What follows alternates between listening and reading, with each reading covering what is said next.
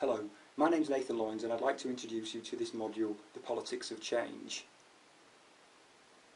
In this module we'll be looking at how the government and politics have had a continuing influence in education since 1945 up until the present day.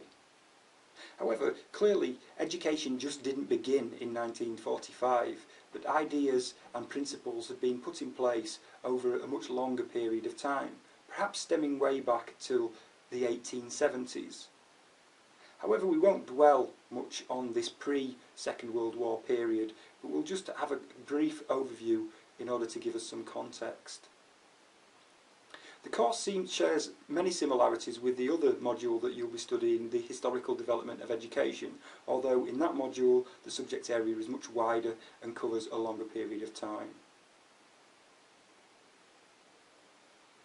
There is much debate and disagreement as to whether politics should exert control or influence on education.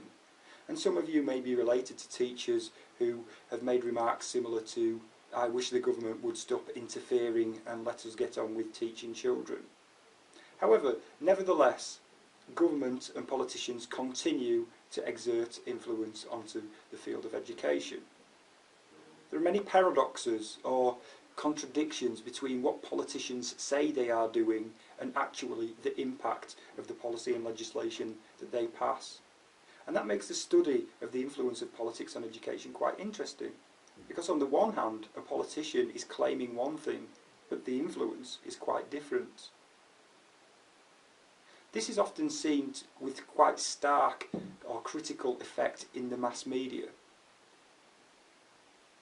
Within the module, in the first semester, we'll be looking at how education has developed under political influence from the period 1945 up until the present day.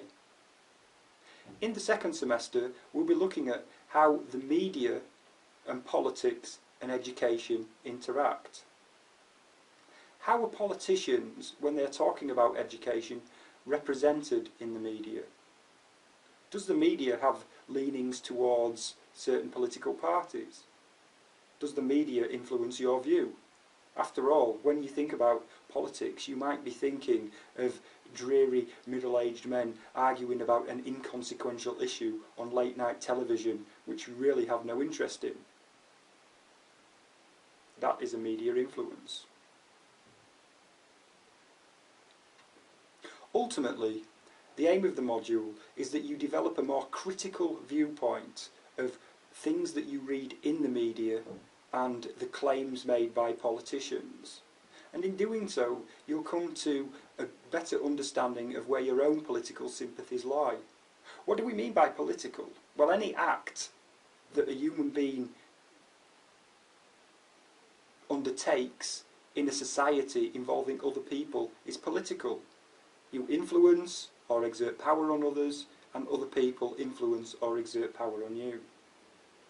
Indeed, the whole process of being at university for 3 years might be a political act on your own behalf, or you may be feeling forced into that experience by the political actions of others.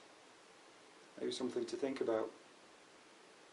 The two assignments are an essay in semester 1, where we'll look at the development of education from 1945 up until the present day. In semester 2, we'll complete a media review in which we subject the claims of politicians in the mass media to some critical scrutiny and see how what they are saying really matches up with the policy or the implications of what happens out there in schools. A political act such as the student demonstrations this year at the increase in tuition fees. Those are collective political actions. So, there you go. You might have thought that politics wasn't relevant to your current situation, but indeed it is. Finally, before the session, I'd like you to read the Ben article recently published in The Observer a couple of weeks ago, in that education is like a battlefield. What do we mean by that? Okay, Well, I look forward to meeting you in the first session. Thanks for listening.